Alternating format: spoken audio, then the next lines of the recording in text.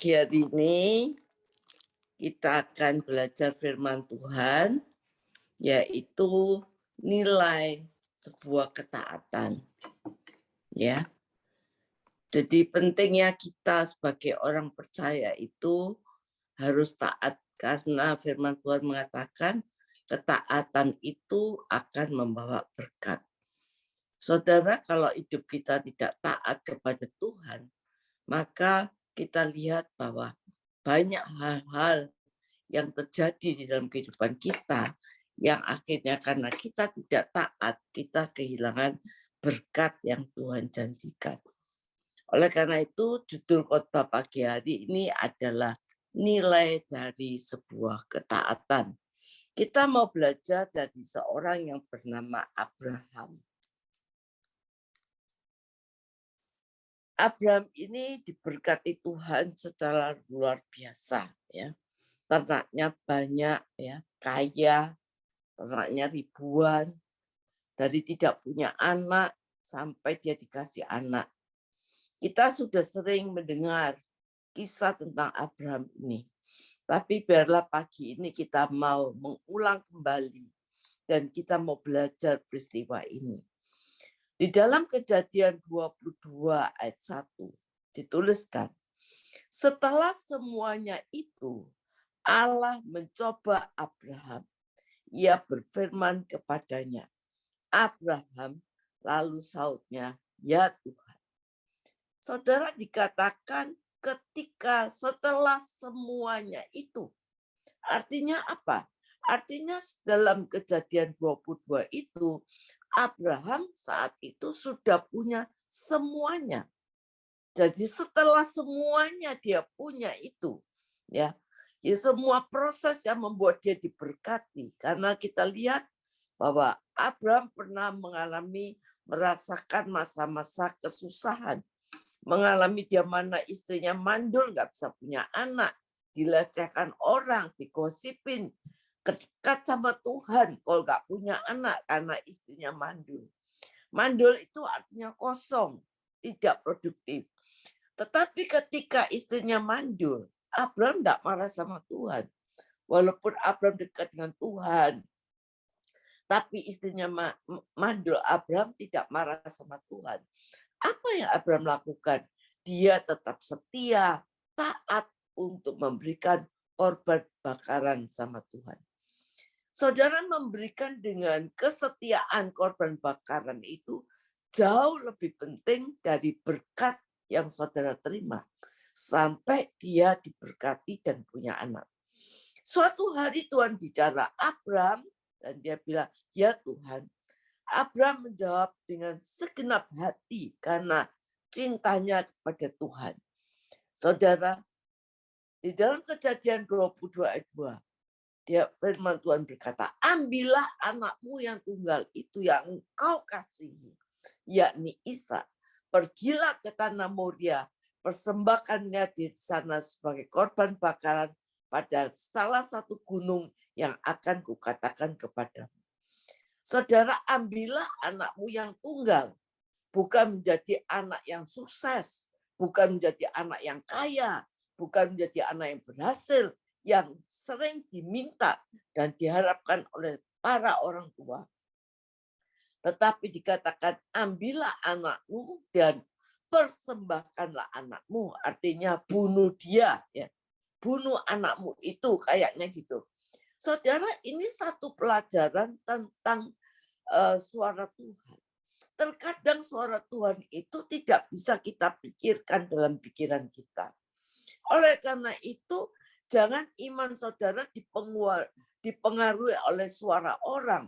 Ya, satu pelajaran bahwa iman saudara harus berdasarkan dengan suara Tuhan. Sekalipun pada saat itu kita tidak mengerti, tapi akan menjadi berkat yang saudara tidak akan pernah duga di kemudian hari. Saudara, kenyataan dan fakta boleh jelek, tapi fakta harus tunduk kepada kebenaran. Engkau mungkin sakit, dokter berkata, kan hidupnya 10%, seperti apa yang terjadi kepada suami saya. Tapi kenyataan harus tunduk kepada kebenaran firman Tuhan yang berkata, oleh bilur-bilur Yesus engkau disembuhkan. Firman Tuhan ini bukan untuk kita pelajari, tapi firman Tuhan ini untuk kita percayai.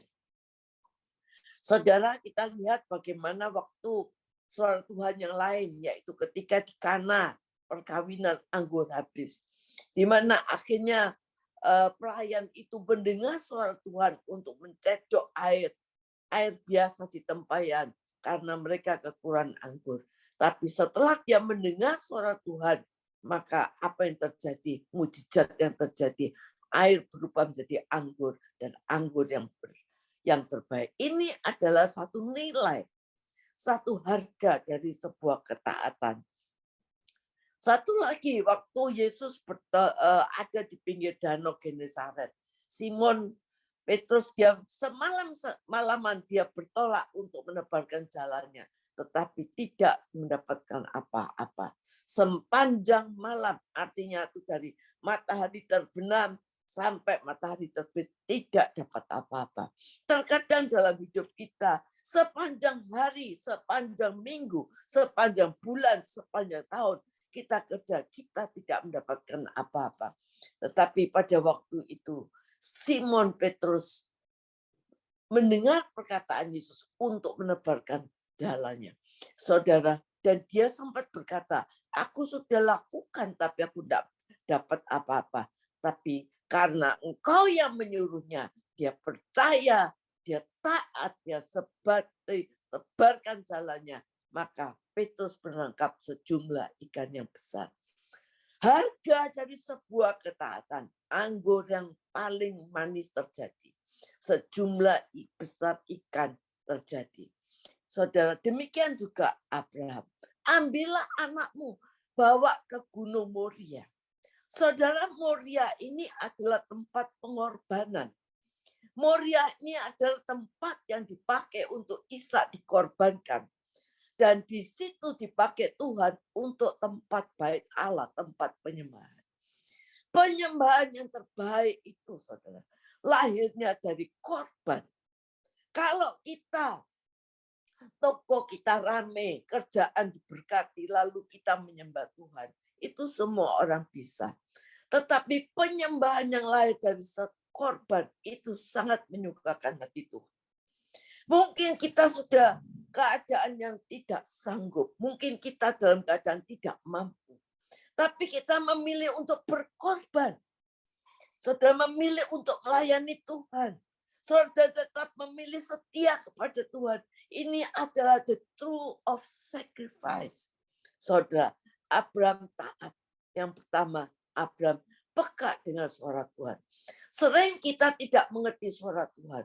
Kadang-kadang saya juga nggak ngerti suara Tuhan.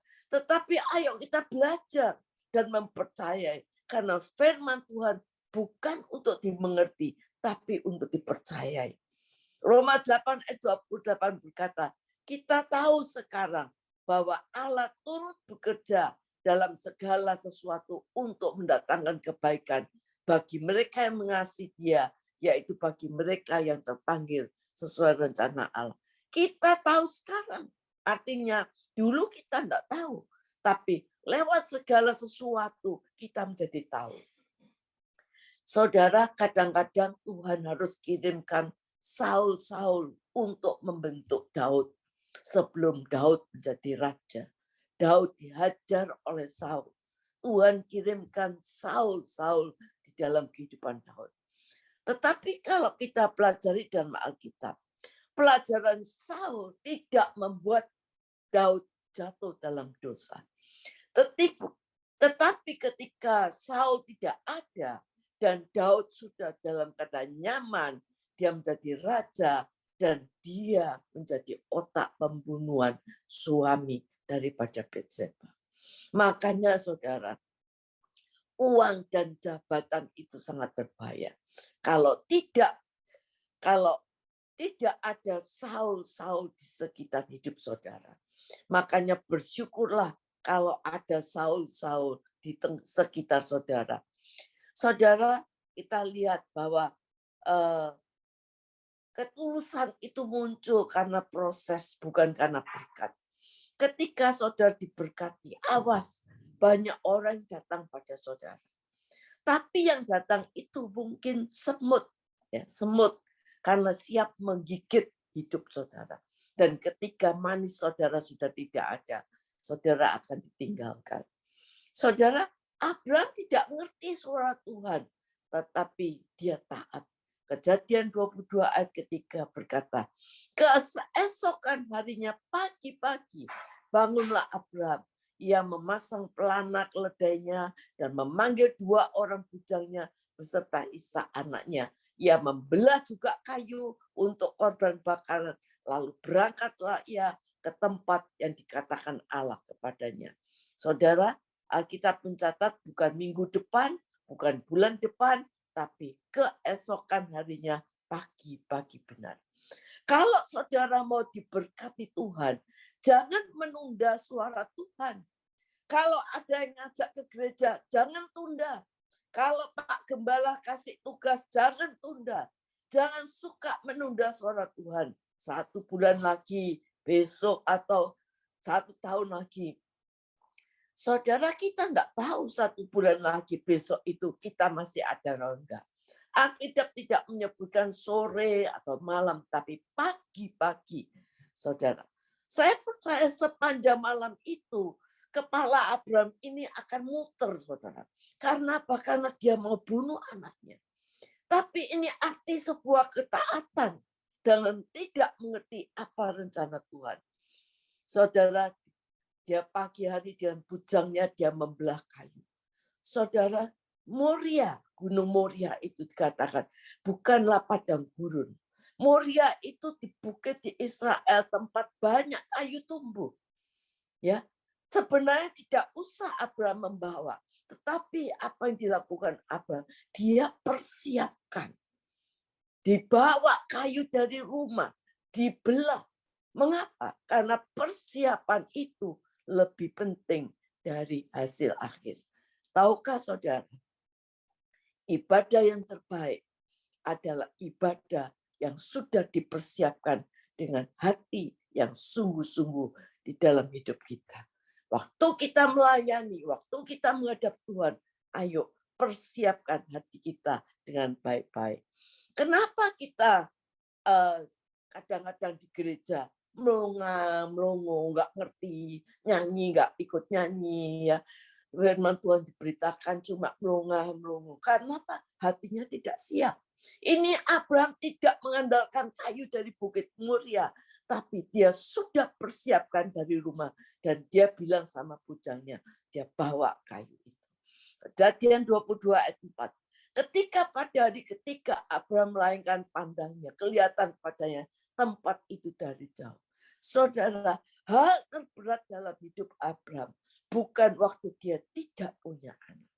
Tapi hal terberat waktu dia harus korbankan anaknya yang dikasih.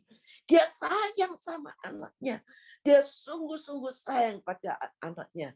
Dia berkata mungkin dalam hati pada anaknya, "Nak, Bapak sayang sama kamu, tapi Bapak lebih sayang kepada Tuhan."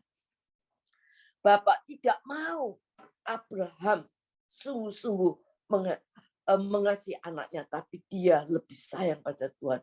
Oleh karena itu, saudara, betapa sayangnya berkat yang saudara terima. Jangan sampai itu ada disimpan di dalam hati saudara, karena itu berbahaya. Saudara, Ishak ini ditunggu 25 tahun, ya. Tahun pertama enggak hamil, tahun kedua enggak hamil, ketiga, keempat enggak hamil. Saudara, dan akhirnya waktu keadaan dikatakan bertentangan dengan kenyataan, istrinya mandul. Waktu itu Sarah ketawa. Kenapa ketawa? Karena enggak mungkin. Dan Abraham bawa anaknya, dan saat saya percaya pertempuran Abraham bukan saat di lokasi, tapi dalam perjalanan itu. Saudara, dan akhirnya kita lihat bahwa bagaimana Abraham lihat anaknya harus dikorbankan. Kejadian 22 ayat 5 dikatakan, Abraham bilang pada bujangnya, tinggallah kamu di sini. Aku beserta anak ini akan pergi bersembahyang. Sesudah itu akan kembali. Mereka pergi berempat, tetapi bujangnya ditinggalkan. Kenapa bujangnya ditinggalkan? Karena bujangnya tidak mendengar suara Tuhan. Bujangnya tidak ngerti suara Tuhan. Kalau nanti kelihatan Abraham membunuh anaknya, bisa marah, bisa pukul Abraham. Karena bujangnya nggak dengar suara Tuhan. Saudara, oleh karena itu jangan sampai kita tuh berdiskusi, ya, mengambil keputusan, bertukar pikiran dengan orang yang tidak pernah mendengar suara Tuhan. Dia akan menghalangi rencana Tuhan. Kejadian dikatakan bahwa aku dan anakku akan sembahyang. Dia akan sembahyang. Kejadian 22 ayat 6. Lalu Abraham mengambil kayu dan dibawanya kayu itu di atas bahu Ishak anaknya. Sedang di tangannya ada pisau dan api. Sedemikianlah keduanya berjalan bersama-sama. Saudara, anaknya ini memikul kayu. Pada anaknya ini tidak pernah memikul kayu, anaknya ini tidak pernah susah, ya. Tetapi anak ini kesayangan, tapi dia memikul kayu. Saudara, tapi Abraham bilang sama Ishak, suruh pikul kayu. Saudara, kenapa? Karena kita perlu, saudara. Jangan biarkan bau kita ini manja. Pikul kayu, pikul beban, ya. Kalau bapaknya suruh Ishak pikul kayu, saudara, kadang-kadang bapak gembala kita, jangan manjakan anak-anak rohani. Ayo suruh pikul kayu. Karena kayu itu akan semakin kuat mereka untuk memikul beban. Ishak tanya, Pak, kayunya sudah ada, korbannya mana? Korbannya adalah dirinya sendiri. Saudara, penyembahan terbaik adalah bukan mengorbankan orang lain, tetapi dirinya sendiri. Saudara, pisau ada di itu adalah yang dibawa oleh Abraham, itu gambaran firman Tuhan. Yang api itu adalah gambaran proses. Orang yang paling nggak suka itu proses. Sebenarnya Tuhan itu mau bunuh itu bukan Ishak, tapi hati Abraham. Dikatakan Ishak itu sungguh-sungguh tidak tahu bahwa dia adalah yang akan dikorbankan. Saudara, kadang-kadang orang itu nggak suka api, proses.